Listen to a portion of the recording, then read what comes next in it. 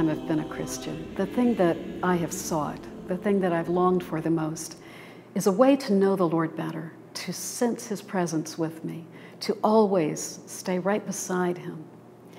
And it has to do with my conversion story. It's a long story. I'm going to shorten it.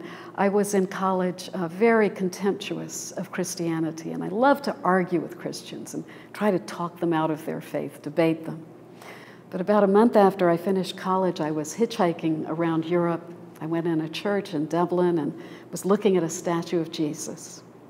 And I felt His presence with me. Suddenly, He was really there.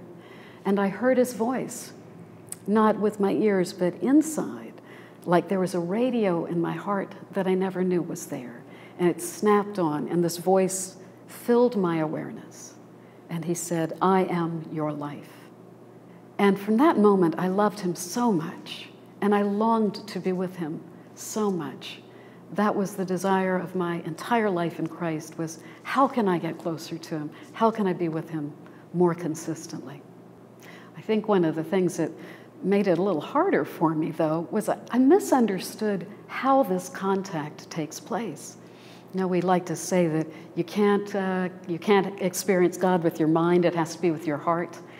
And that sounds like any experience you have of God is just a matter of getting emotional. And you can't get yourself emotional and then feel the presence of God. It doesn't really work.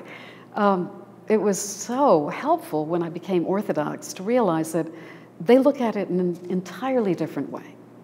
They understand that how do you experience the presence of God? Through your mind, like you experience everything through your receptive, comprehending, understanding mind, the mind that takes things in. It's like the heart is the center of your being. The heart doesn't just mean your emotions. The heart is where all of you is united and brought together in harmony. And the mind needs to be settled in the heart. But again, it has nothing to do with emotions. Emotions are not really relevant. If you're going to experience the presence of God, it'll be something you do with your receptive mind, just like you do when you read a book or when you're talking to somebody. Anything that comes in through that receptive mind. And the Greeks had a word for it. The word is nous, N-O-U-S. As you look through the scriptures, you'll see over and over this term being used for the understanding. It doesn't mean the mind that intellectualizes and that comes up with theories. It's not the philosophizing or theologizing mind. It's the receptive mind that can listen. As when the Lord appeared to the apostles after His resurrection, it says He opened their nous to understand the scriptures. And this was, suddenly they could see throughout the entire Hebrew scriptures the truth of Jesus Christ as it was foreshadowed. So it was a new understanding.